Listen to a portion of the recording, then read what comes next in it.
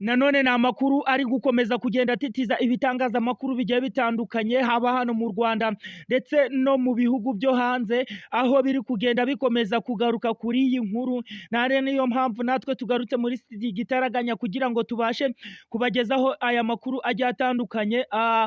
Ubu ngubu turababwira ko amakuru yo ari menshi kabisa. Kugeza ubu ngubu amagambo Felix Antoine Tshisekedi amaze kubatangaza, amagambo akomeye cyane. Turaza kubabwira amakuru agiye atandukanye, aho turaza kuberekeza mu gihugu cya Uganda, amakuru menshi arimo kuhavugwa tukabasha kuyabagezaho.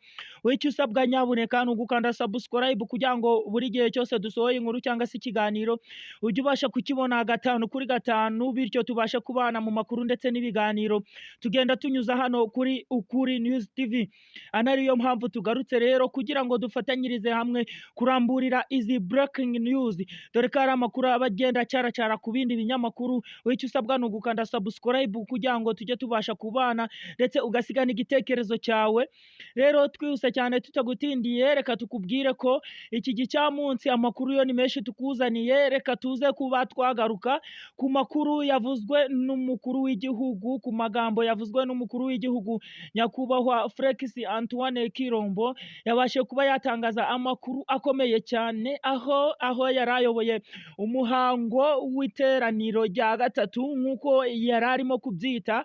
N'abaturage bari bakoraniye mu gace ka Fiko, aho bari bagera ku bihumbi birenga 3.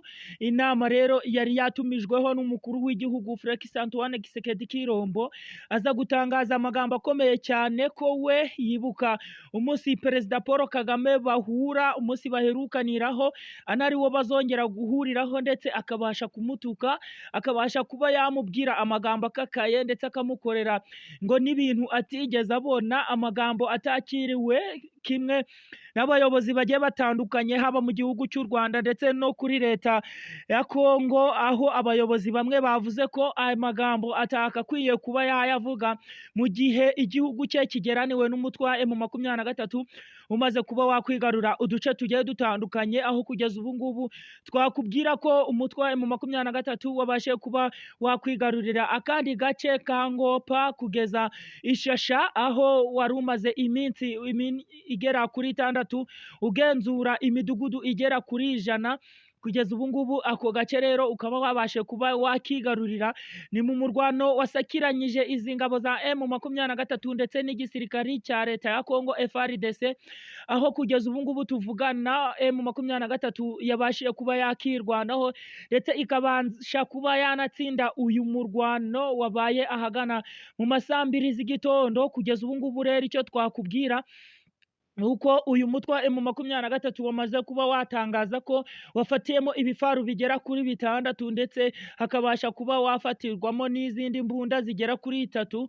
Uyu mutwe wa M23 ukomeje kuba gaterera nzamba, kuko aho mu minsi ishize twumvise ingabo za Afrika y'Epfo ndetse ko na SADC igiye kongeramo ingufu mu kuba yahereza leta ya Kongo intwaro zikomeye ndetse n'ibindi bifaru mu bw'ubufasha ndetse n'imyitozo, bakagenda bamenyereza ndetse banatoza bihambaye ingabo za kiriya gihugu cya FARDC. Kugeza ubu ngubu rero M23 irakomeza kugenda ikora ibintu bitunguranye, aho yo igenda yigarurira zimwe mu ntwaro karundura za kino gisirikari cya leta ya Kongo, anariko igenda yica abasirikari bagiye batandukanye ndetse ikagenda ifata n'uduce tugiye dutandukanye mu gihe gitoya.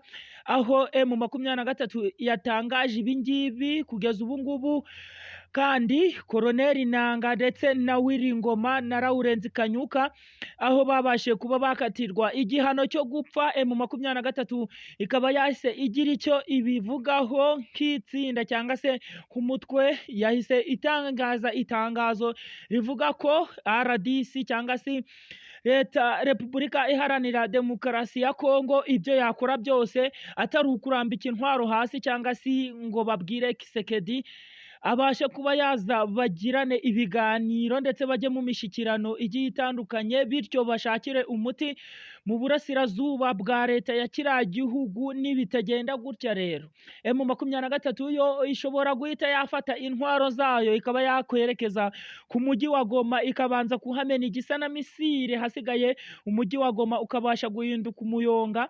Anari nako Felix Tshisekedi ngarika azafata umwanzuro kw'iki kibazo, ndetse akabasha kuba yakemera kujya mu mishikirano.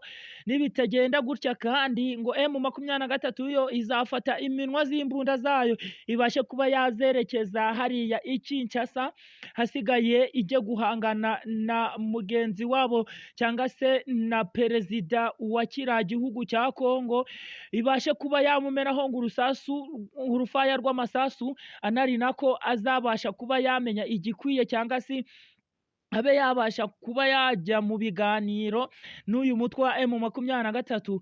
Kugeza ubu ngubu rero, nyuma y'uko perezida Paul Kagame amaze kurahira, aya magambo Felix Antoine Tshisekedi ayatangaje nyuma y'uko perezida amaze kurahirira kuyobora igihugu cy'u Rwanda muri manda ye yo kuyobora igihugu cy'u Rwanda. Akaba byarabaye ku cyumweru tariki 11, aho byari byitabiriwe n'abayobozi bagiye batandukanye, abayobozi mu bya politike ndetse abayobozi mu nzego za leta zigiye zitandukanye, abayobozi b'abakuru b'ibihugu bigiye bitandukanye, aho kugeza ubu ngubu harimo ibihugu bya Central Africa byamaze kuba byashimira perezida Paul Kagame, ndetse Mozambique tutibagiwe na Kenya yabashe kuba yakandika ishimira perezida Paul Kagame. Kugeza ubu ngubu Felix Antoine Tshisekedi ni ishyaka cyangwa se akaba ari ishari riri kumurya, aho kugeza ubwo yatangaza aya magambo akakaye kuri nyakubahwa perezida Paul Kagame, cyangwa se kugeza ubu ngubu tukavuga ko M23 iri kugera ku ntsinzi, kuko perezida Felix Antoine Tshisekedi ari gutangira gukora igisa n'iteshamutwe, anariko ari kugenda avuga ko agomba gutera u Rwanda nta kabuza, aho twagiye tubona udutero shuma twagiye twoherezwa mu Rwanda tugabwe n'ingabo za FDLR zasize zikoze jenoside hano mu gihugu cy'u Rwanda. Kugeza ubu ngubu rero utu dutero shuma twagiye tuterwa cyangwa se tugabwa mu Rwanda, M23 yo yashatse kuba yabiburizamo, aho kugeza ubu ngubu abayobozi cyangwa se abarwanyi ba FDLR bari hariya muri RDC, twavuga ko ari mbarwa, aho M23 yuburiye umunwa wayo w'imbunda ikabasha kuba yabahiga bukware. Kugeza ubu ngubu biravugwa ko abarwanyi ba FDLR bari hariya muri RDC ari bakeya, ari mbarwa. Reka tukubwire rero muri Uganda ko habashe kuba haboneka abandi baregera kuri 3, ni mu kinombe cyangwa se icyo twakwita nk'ikimoteri cyagwiririye abaturage mu buryo butandukanye, kikabasha kuba cyatwikira amazu y'imiryango zirenga 10, ari nako habashe kuba haburirwa irengero abagera kuri 30. Kugeza ubu haratangazwa abagera kuri 23 babashe